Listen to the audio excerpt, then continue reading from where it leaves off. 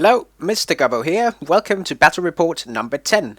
This time against the Sylvan Elves and HLT 1984, a 9th Age content team member who coincidentally lives in the same city as me. We played with a roster size of 1500 points and used the 9th Age v.0.11.9.3 rule set. This is the first battle out of 3 tournament battles. The tournament was organized by Pink Taco, with me as a goblin helper. The name of the tournament was Age Rage 9, because reasons.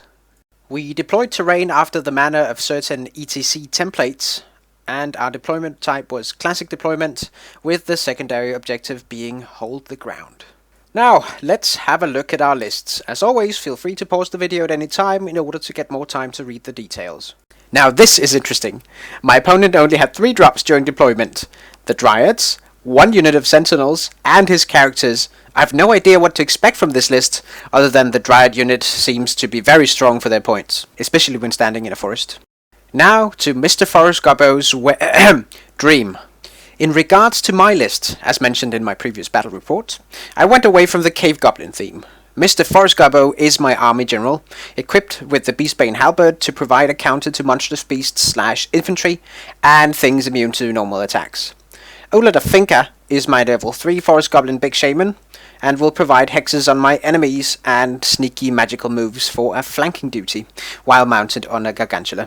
The rest of my army is quite simple really, and I try to squeeze in as many drops as possible, in order to get to choose the matchups. The Rocky Horror makes a comeback in a sad proxy giant version. The only truly sad thing was the fact that I didn't know I could use it as a scoring unit. If I'd known that, well, hindsight is 2020. In regards to spells, my level 3 Big Shaman chose the Path of Shadows and got the signature spell Devouring Darkness and Mind Razor. Mind Razor on the goblins will hurt anything, unless I totally flop my 2 hit rolls, which may or may not have occurred before. My level 2 Shaman took the Path of the Little Green Gods and got the signature spell, a good anti-chaff magic missile, and Blessing of the Mother Spider, which may take the damage output of my Spear Gobbos through the roof. Now let's go to the battle plan. Number 1, deploy aggressively, get as close to the elves as possible. Number 2, move through the center and get the Gargantula flanking. Number 3, we've got the green light, and add some hexes. Number 4, number 5, victory! The Sylvan Elves obviously got the first turn, so let's get on with it.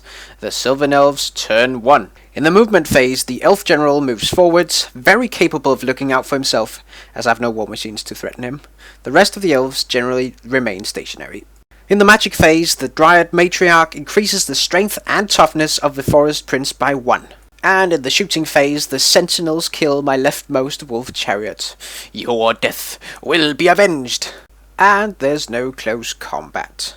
So let's get straight to the Orcs and Goblins turn 1. In the movement phase, I just push everything forwards. I need to get in close combat ASAP, or the shooty elves will kill all my monsters and chariots. In the magic phase, my Big Shaman gets off the boosted Shadow Miasma on the Dryads, reducing their stats by 3. I then utilize the Law attribute to move the Gargantula into the nearby forest, getting ready for a nice flank charge. In the shooting phase, the short bow shots from the Gargantula crew get lucky, killing 1 Dryad.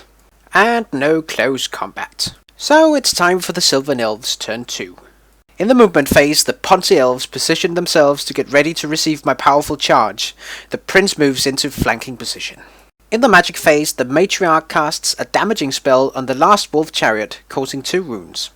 And in the shooting phase, the combined shooting of the Elves caused 4 wounds on my Gargantula.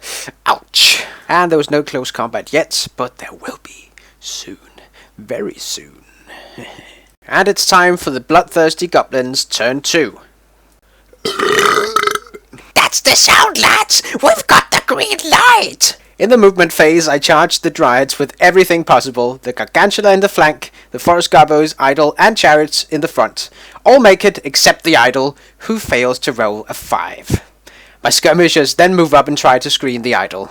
In the magic phase, I roll 2 1s, and my opponent channels while I don't. Ultimate failure on my part. I really wanted to get off some miasma or poison, but everything fails. In the shooting phase, I try to make a dent in the Forest Prince with my Gobbo skirmishers, but nothing happens. In the close combat phase, I don't do too well, but I remove enough dryads to remain steadfast with my Gobbos. I lose about 30 Gobbos and the chariot auto-breaks. Luckily, the Gargantula is stubborn and I pass my break tests. And now, am I in for a ripe thrashing? The Sylvan Elves turn 3. In the movement phase, the Forest Prince charges the skirmishers and the other shooty elves move about a bit. And now the magic phase. Knowing that my level 2 shaman is probably dead, I use my scroll so my opponent doesn't get any spells through. In the shooting phase, the shooty elves kill off my last wolf chariot and my green idol takes a wound. In the close combat phase, even without the rerolls from hatred, the dryads almost destroy my goblin units and it auto breaks. The Gargantula still holds though. The dryads make a combat reform in order to face the front of the Gargantula. Notice how my fleeing spear gobbers now obstruct the potential charge from my green idol. The goblin skirmishers break from combat but narrowly escape. Well, it's the Orcs and Goblins turn 3. In the movement phase, both Mr.Gobbo and the skirmishers rally. My idol moves closer to the dryads. The scrap wagon, well, it only moves 4 inches. At least it tried. In the magic phase, I get off the boosted Shadow Miasma on the dryads, making them hit my spider on a 5-up. And there was no effective shooting. So let's go to the close combat phase, where my Gargantula breaks the dryads and kills them all. Unfortunately, it misses the nearby sentinels by 1 inch, which is probably a death sentence. Oh well. And now, the Sylvan Elves turn 4. So, in the movement phase, the Forest Prince charges the skirmishers yet again. That bloke is impossible to wound. The avoidance shooters just move a bit about. And the magic phase, well, the matriarch is dead, so no magic. And in the shooting phase, the shooty elves finish off the Gargantula and big shaman. Sad times. In the close combat phase, the Forest Prince kills, breaks, and catches the Gobbo skirmishers, unsurprisingly. Now the Orcs and Goblins turn 4. First, the movement phase. If I had known that my idol was a scoring unit, I would probably have moved it towards the center of the table right now. But I did know this, so I tried to catch some elves instead. I moved towards the corner of the table, trying to catch some of the sentinels. My other goblins go hidey-hidey-ho in the forest. We don't talk about the scrap wagon, though. And this was a very short turn. No magic, because I have no shamans left, no shooting, and no close combat. So, it's already time for the Sylvan Elves turn 5. In the movement phase, the elves continue their evasive playstyle, and I really have no chance of catching them. And there was no magic, so let's go straight to the shooting phase, where the elves easily finish off the scrap wagon. Your death will not be avenged, and no close combat. Now it's the Orcs and Goblins turn 5. First, the movement phase. The green idol charges the nearby sentinels because if they break, they will most likely run off the table and I'll be winning on points. But they pass their terror test and cause a wound on the standard shoot reaction. The idol doesn't reach them, but barely touches the forest and takes another wound from the 4 dangerous terrain tests. The forest gobbos enjoy their time in the forest. And no magic, no shooting, no close combat. So it's already the Sylvan Elves turn 6. In the movement phase, the elves continue the avoidance game and focus on whittling down my numbers. And there was no magic, so in the shooting phase, the idol takes another wound. And there was no close combat either. The last turn of the game, the Orcs and Goblins turn 6. Movement phase. And now, my final chance to win. I charge in with the green idol. If the elves fail their leadership 8 test and run because of terror, I will win the game. If I get in close combat with them, I will probably still win and take their banner too. Too bad, they passed their terror tests and I failed to reach them with my charge. I think I had to roll an 8 or 9. So, there's no magic, no shooting, and sadly, no close combat. That's it, the end of the game. The elves end up winning a 6-4 victory, just 70 points from a draw. It was a really close game, much closer than I expected, especially when you take the Dryad power unit into consideration. And now some post-game evaluation.